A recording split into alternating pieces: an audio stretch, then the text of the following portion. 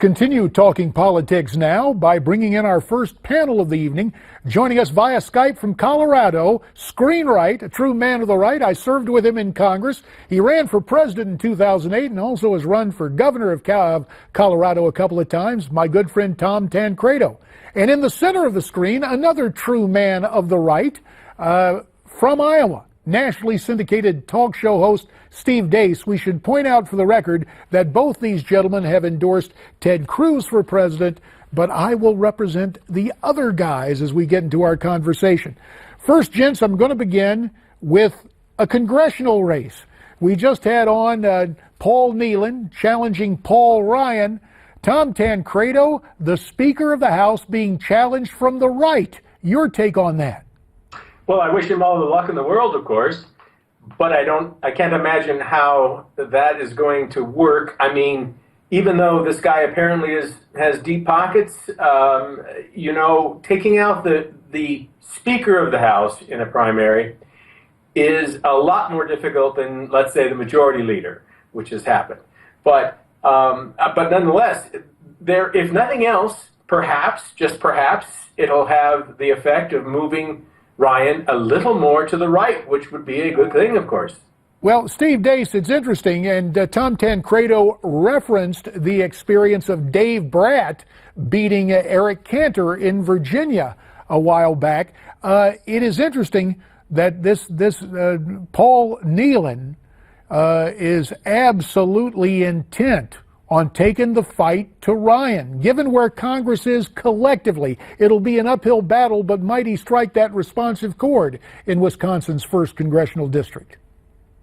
Well, I think that he's going to have to learn from the history-making victory that Dave Bratt had over Eric Cantor 2 years ago, and that is, if this is about personalities, if it's about, in general, Paul Ryan's not conservative enough, or he's a rhino and I'm a true conservative, the answer is no. You're not going to be able to win.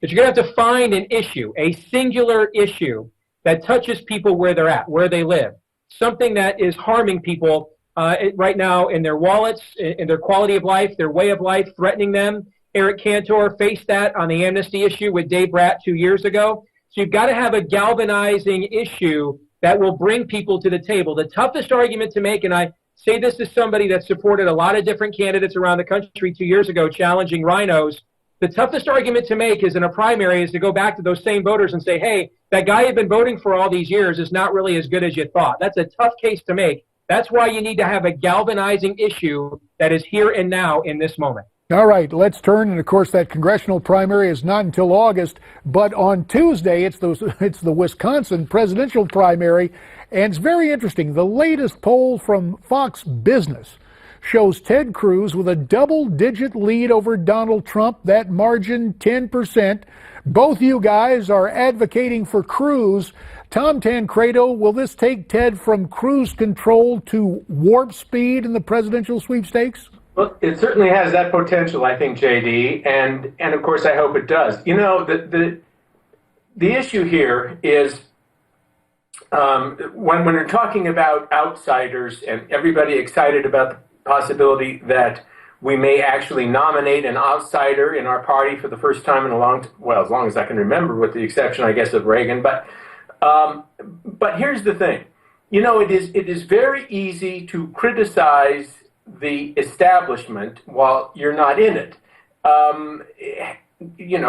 Trump and Dr. Carson and Carly, all these folks have legitimate complaints, and they're happy, and I'm happy to hear them actually talking about those issues and complaining aloud about the establishment. But when you think about it, JD, and you know this from being there, how much more guts does it take to actually criticize the establishment when you're in it? How much more guts does it take to stand up on the floor of the Senate and call your majority leader a liar, which I happen to believe he was and is, but you know, JD, what that takes. You were there. Certainly, I recognize the kind of criticisms you get from inside that establishment. And boy, I can remember when you and I went to Ken Mellman to tell him, forget the open borders policy, it's a non-starter, and we took the argument to George W. Bush. Steve Deace, I got to ask you this. I'm hearing from a lot of Wisconsin guys, they're thinking that John Kasich may move from third into second. Do you think a third place finish is possible for Donald Trump? And what would that mean? We got about 30 seconds, Steve.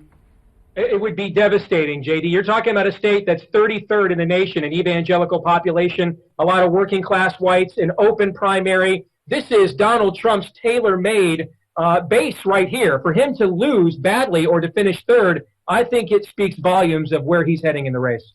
Well, he has been on record, has the Donald, thanking the people of Wisconsin for having him there in second place. It'll be interesting to see how he tries to recover from what has been a very bad week for him. I think that would be admitted by most everybody, including Trump partisans. Tell you what, gents, stay put right there in front of the camera. And you at home or wherever you're watching, stay right in front of this set, because we will continue this conversation with Tom Tancredo and Steve Deace on presidential politics and more as Newsmax Prime continues.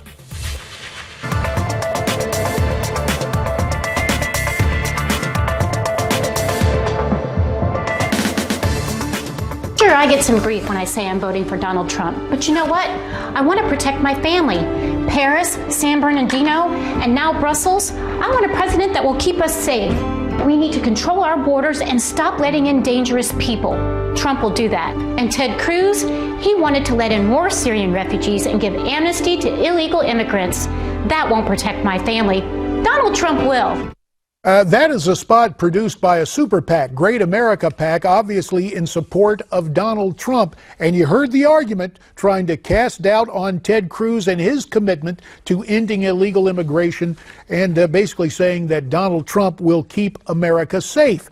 But given what has gone on this week, some trouble for Donald Trump, as the latest Gallup poll shows that Donald has a long way trying to get women to vote for him. That super PAC ad notwithstanding. Look at that. 7 in 10 women have an unfavorable view of the Donald. And as we look ahead to what kind of uphill battle we might see, not only in the primaries, but the give and take right now between Cruz and Trump. Does this play into the hands of the establishment and make a contested convention almost inevitable? It's a question worth asking the political panel we invite back. We have from Colorado, my old congressional colleague Tom Tancredo, and via Skype from Iowa, syndicated radio host Steve Deace. Both these gents have endorsed Ted Cruz for president. Steve is also the author of a new book, A Nefarious Plot.